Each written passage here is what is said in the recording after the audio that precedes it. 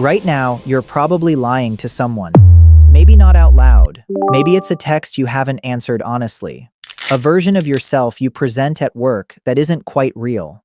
A story you've told so many times you've started to believe it yourself. You probably don't think of yourself as a liar. Most people don't. But the science says you do it somewhere between 1 and 200 times a day. Most of them so small, you don't even register them as lies. And here's the thing. That instinct didn't start with you. It didn't start with your parents, or with history, or even with the first humans. The ability to deceive is so old, so deeply woven into what we are, that calling it a flaw almost misses the point entirely. It might be one of the things that kept us alive. So when did it actually start? When did the first creature on this planet look at another creature and deliberately make them believe something that wasn't true? The answer takes you somewhere most people don't expect. Forget ancient civilizations for a moment. Forget writing, language, even human beings entirely, because the story of deception starts in the forest, somewhere around 50 million years ago, with animals that had no words, no culture, and no concept of truth. What they had was something more fundamental. They had brains complex enough to model what another creature was thinking. And the moment that happened, deception became possible. There's a behavior researchers have documented in primates called tactical deception. A lower-ranking chimpanzee spots food. A dominant male is nearby. The subordinate chimp walks away from the food, pretends it isn't there, waits for the dominant male to leave, then doubles back and takes it. No words, no planning in any language, just a calculated performance designed to make another animal believe something false. In 1988, a primatologist named Andrew Whiten compiled decades of field observations from researchers across Africa and produced what became known as the Tactical Deception Database. Hundreds of documented instances of primates deliberately misleading each other, hiding food, faking distress, calls to scatter competitors, suppressing reactions to avoid giving away location. Some researchers argued this was just instinct. Whiten and others pushed back. To fake a reaction, you have to first know what reaction is expected. That requires modeling another mind. And that is the cognitive foundation of every lie ever told. Your brain has a capacity called theory of mind. It means you can hold a model of what someone else believes inside your own head, and you can understand that their belief can be different from reality. A 3-year-old human doesn't have it yet. Most animals never develop it at all. But when it appears, deception becomes not just possible but almost inevitable. Because once you can model what someone else thinks, you can manage it. You can shape it. You can make them believe something you know isn't true. We didn't invent lying. We inherited it. And then, as our brains grew larger and our social groups grew more complex, we got extraordinarily good at it. By the time anatomically modern humans appeared, around 300,000 years ago, the social environment they were born into made sophisticated deception not just useful, but necessary. Early human groups weren't small, isolated families. They were extended networks, sometimes hundreds of individuals, all competing for resources, status, mates, and survival. In that kind of environment, your ability to navigate social dynamics wasn't just a personality trait, it was a survival skill. And social navigation, at its core, requires knowing what other people believe and sometimes choosing to manipulate that belief. The anthropologist Robin Dunbar spent decades studying the relationship between brain size and social group complexity across primates. His conclusion, what became known as the social brain hypothesis, was that human intelligence didn't evolve primarily to solve problems in the physical world. It evolved to solve problems in the social world, to track relationships, alliances, reputations, betrayals, to remember who did what, who owes whom, who can be trusted, and who can't. The human neocortex, the part of the brain responsible for complex reasoning and language, is dramatically larger than any other primates. Not because we needed to outthink animals, because we needed to outthink each other. Deception wasn't a corruption of this system, it was part of it. But here's where the story shifts, because there's a difference between instinctive tactical deception and deliberate, conscious lying. One is something a chimp does, the other is something only a creature with language and self-awareness can do. And to find the first evidence of that, you have to come forward in time, to the moment when humans left a record. The oldest written lie we can point to with confidence comes from ancient Mesopotamia, around 2400 BCE. Not a dramatic conspiracy, not a political cover-up, a business transaction. Clay tablets from the Sumerian city of Nippur record merchants falsifying the weights of goods during trade, then swearing before temple priests that the measurements were accurate. The lie was financial. The stakes were grain and silver. But the structure is identical to every lie told since. Someone knew the truth. They represented something different. And they recruited a social institution, in this case religious authority, to give their false claim legitimacy. Which tells you something important. By the time humans were writing things down, they had already developed not just the capacity to lie, but entire systems for catching liars.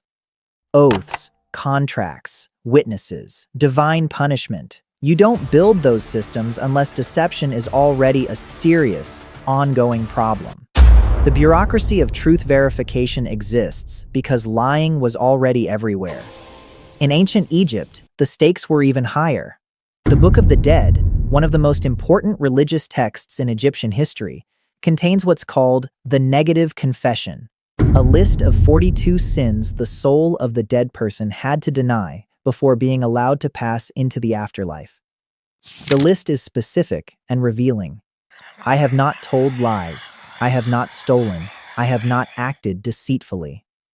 Denial of deception appears before almost everything else, before murder, before theft.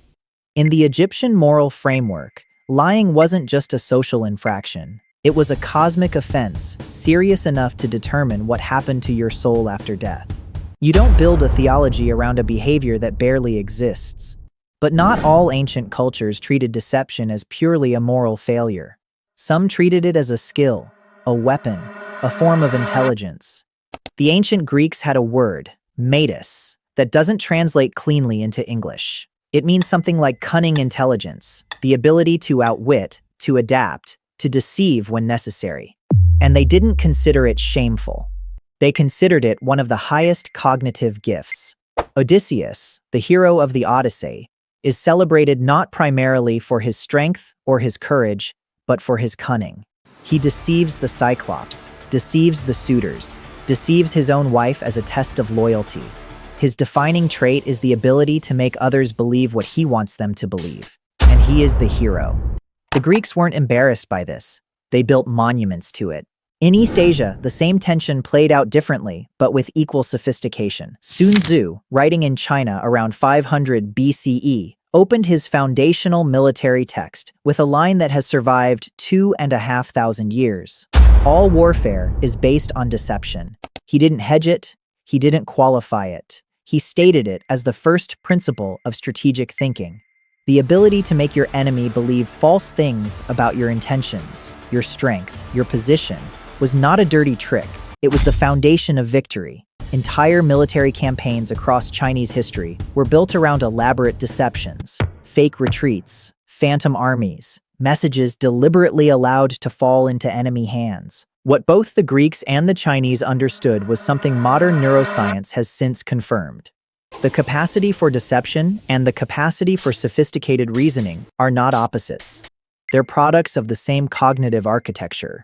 A study published in the Journal of Neuroscience found that when people are caught in a lie, the brain regions that activate are the same ones involved in complex problem-solving and perspective-taking. Lying is cognitively expensive. It requires you to hold the truth in mind, construct an alternative version, monitor whether the other person is believing it, and adjust in real time. It is, in a very literal sense, one of the more demanding things the human brain can do, which helps explain something that took researchers by surprise. In developmental psychology, the age at which a child first tells a deliberate, successful lie is now considered a milestone, not a red flag. A milestone. Because it requires theory of mind. It requires the child to understand that another person has beliefs separate from their own and that those beliefs can be manipulated.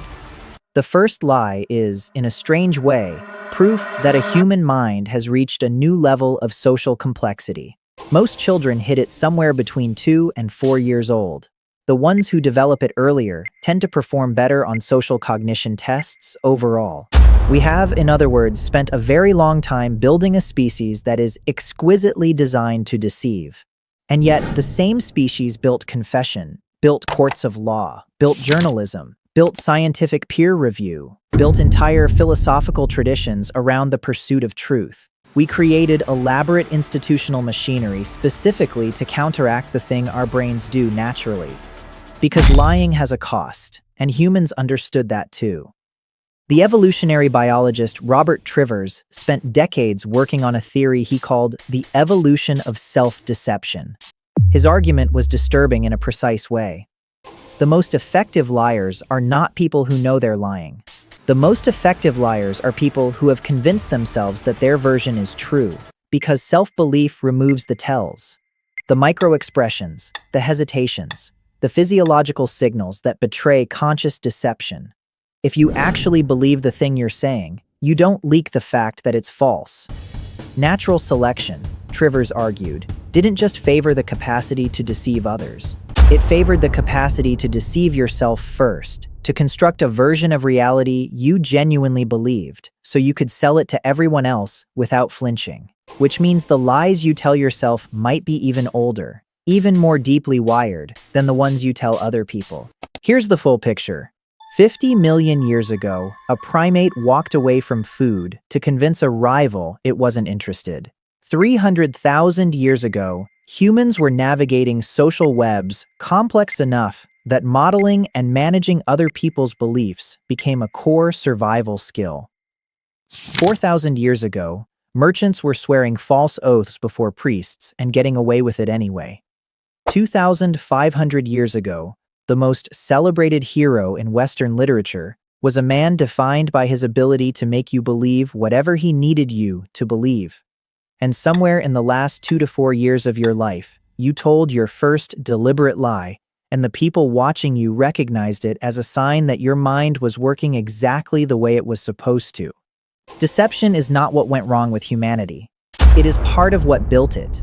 Every institution designed to protect truth exists because lying is so natural, so constant, so deeply embedded in what we are, that we had to build entire systems to push back against it. The next time someone lies to you, and it will happen today, remember that the impulse behind it is older than language, older than civilization, older than the species that's doing it. It started in a forest. It runs through everything. And somewhere in your own mind, right now, there's a version of reality you've assembled the way you needed it to look. Whether that's the true one is a different question entirely. If you want to go deeper on any of this, all the research is linked in the description. Where are you watching from, and what time is it there right now?